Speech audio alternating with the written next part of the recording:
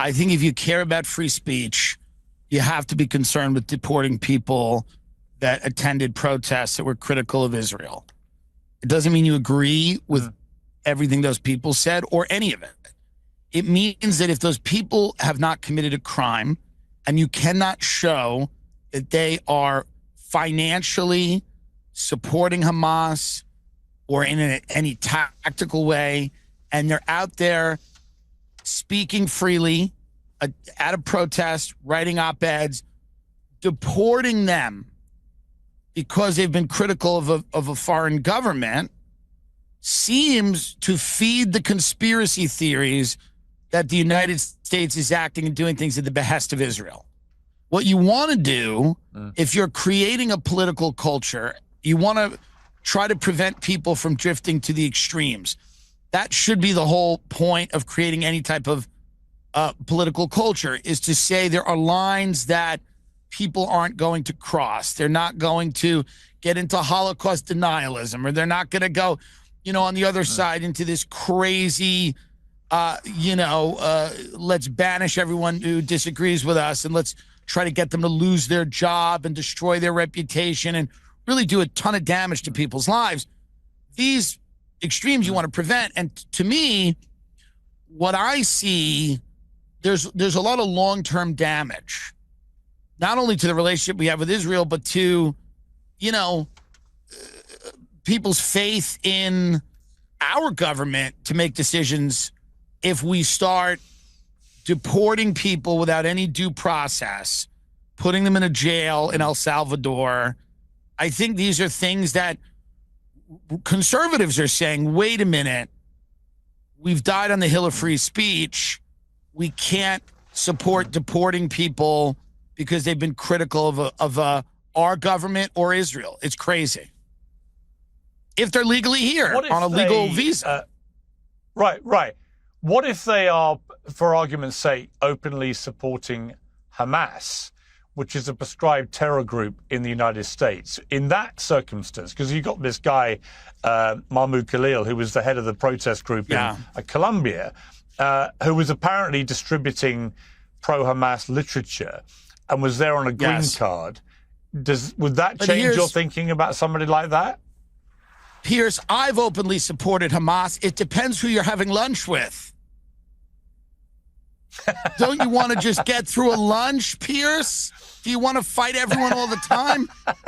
If I'm out to lunch with people from the Middle East, I'm not going to start a whole thing here. No, listen, the thing becomes what is Hamas literature? Is it like a brochure that says welcome to Hamas? Am I selling it to Hamas timeshare? What is he doing? He's walking around the quad at Columbia. I got to see this literature that's supposedly Hamas. I had no idea Hamas was doing pamphlets, brochures. I didn't know. Do you go through a Hamas presentation? Do you show up to the lobby of a Marriott and they just get up and tell you about the organization? I don't know. It seems flimsy. The language we're using to deport that guy seems flimsy to me, unless you can make a real case that he was genuinely supporting Hamas in a tactical way that endangers residents of the United States of America. If he beat up a Jewish student, if he committed a crime, if he, all of these things. But if he's just voicing a very anti-Israel point of view, I think deporting him is going to feed the flames of a lot of people that think that we're doing things at the behest of Israel and that we're compromising our values to do it. What a video. So this is Tim Dillon, who is a comedian who was recently on Piers Morgan's show. And it's kind of funny because more and more comedians are opening up about how Israel is taking advantage of the United States and how they're committing a genocide on the Palestinians. You have Tim Dillon here, you have Dave Chappelle, you have Dave Smith, Joe Rogan. Seems like he's opening up to the Palestinians and becoming more and more anti-Israel. In fact, if you go to the comments section with Douglas Murray and Dave Smith, where they had their debate on Joe Rogan, Joe Rogan's audience is probably more right than left. And when you look at the comments, 99% of them anti-Israel, which I think is great. More and more people on the right are waking up. People on the left have woken up too. And we're coming to this weird space where like the right and the left are agreeing on this one topic. So one of the things that Tim Dillon said that I really do appreciate is that he said that how we're arresting and deporting Mahmoud Khalil, the language we're using is very flimsy. And I totally agree with that because for the longest time, they said he is not a Hamas supporter. And quite frankly, I actually don't think he was. Because if you go to these Palestinian rallies, you don't hear pro Hamas stuff. It's always pro Palestinian. We're there for the Palestinians, not for Hamas, in support of the Palestinians and the genocide being committed on them. And I'm almost positive that's what Mahmoud Khalil was. And because, like, say what you want, when you become more and more pro Hamas, it just hurts the movement. So I'm almost positive he wasn't. And now they're saying that he was spreading brochures about it. Like, what the hell does that even mean? What brochure? What do they have on those brochures? Like, I'm genuinely curious.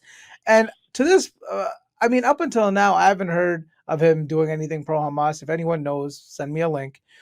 Uh, but yeah, I don't believe what I think is actually going on is that the administration made a very dumb mistake in arresting someone they probably should not have. He was legal. He was married to a U.S. citizen. The wife was pregnant 8 months. And it was just someone they definitely should not have arrested. And they just messed up really bad. So now they're trying to really, Trump usually doubles down. I think they're trying to double down on that. Be like, no, we definitely chose the right person. He was definitely pro Hamas.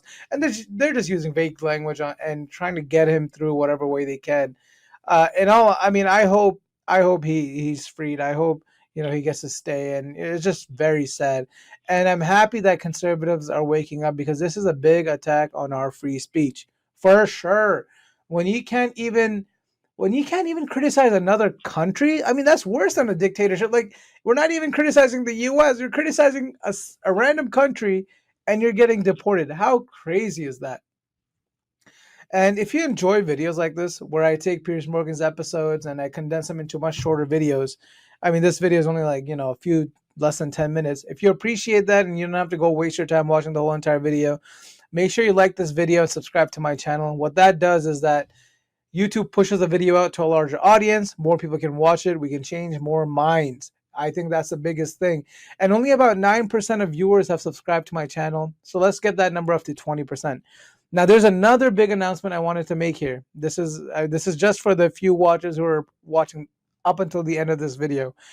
So I asked you guys how I should give back to the community. I recently hit 50,000 subscribers, thanks to all of you, and I wanted to give back. And many of you had said that I should give money to a pro-Palestine activist, and that's exactly what I did. So for the last month, I've been working on a video where I gave one of the most active pro-Palestine activists in my community $500.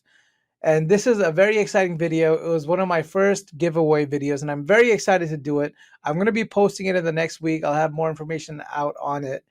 And just keep an eye out for it. That's all I ask from you. Just keep an eye out for it. If you see it, please watch it. Let me know your genuine feedback. And this is, again, just for you guys that watch all the way to the end of the video.